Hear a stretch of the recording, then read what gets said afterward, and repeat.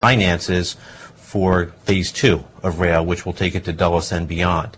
We think that is the single most important business development issue happening in Northern Virginia today. I know that the Chamber also organizes debates and before the election, and you're coming up on a very busy season.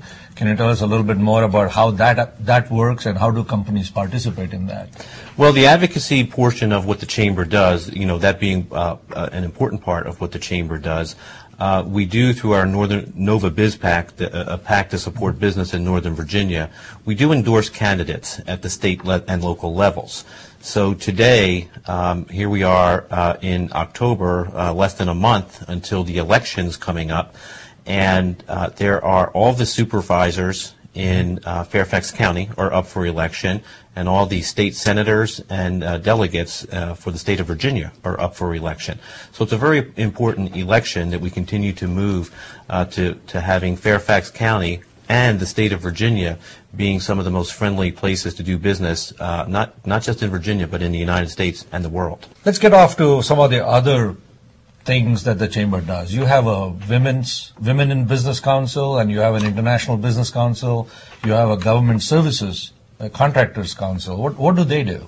Well, from each of the councils has an annual program that they may not necessarily look like they're all the same.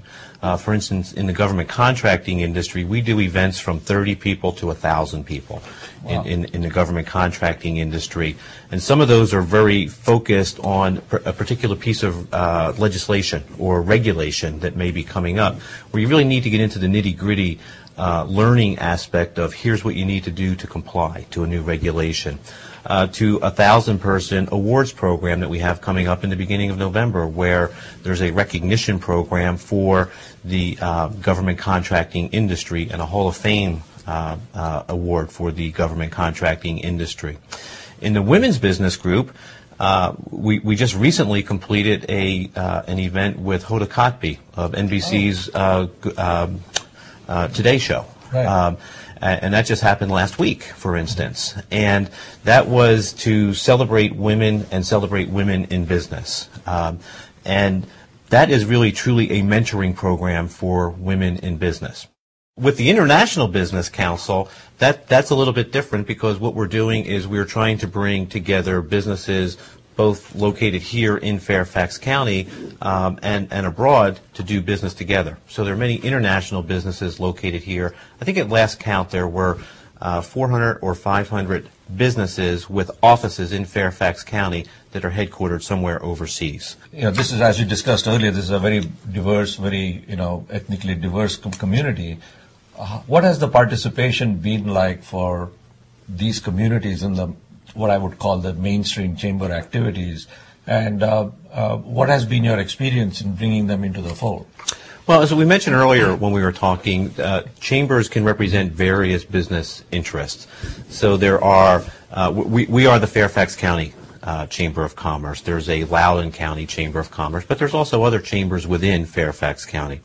On top of that, there are also ethnic business chambers. So there is a Hispanic Chamber of Commerce at the state level and at the Mid-Atlantic level. There's a Black Chamber of Commerce. There's an Indian American Chamber of Commerce, and so forth.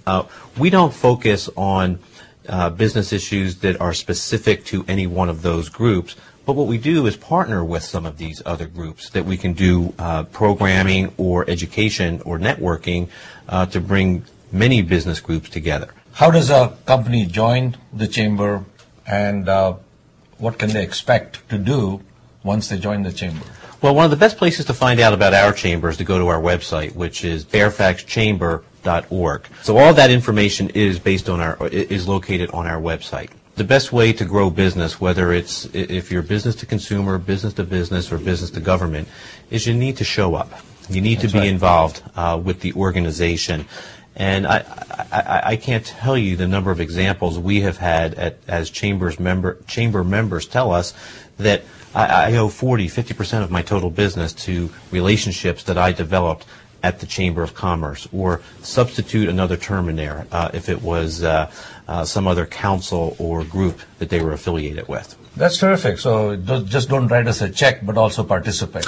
Yeah, if you just write a check, ultimately it's going to be a hard membership to continue. Right. The involved members are happy members. Happy members are paying members. That's terrific. Well, thank you very much for taking the time and being with us. And I hope that there'll be more active participation, at least from the Indian community and the others who watch this show. So Thank you very much, Jim. Thanks for coming. Thank you very much, Suresh. I appreciate it. Thank you.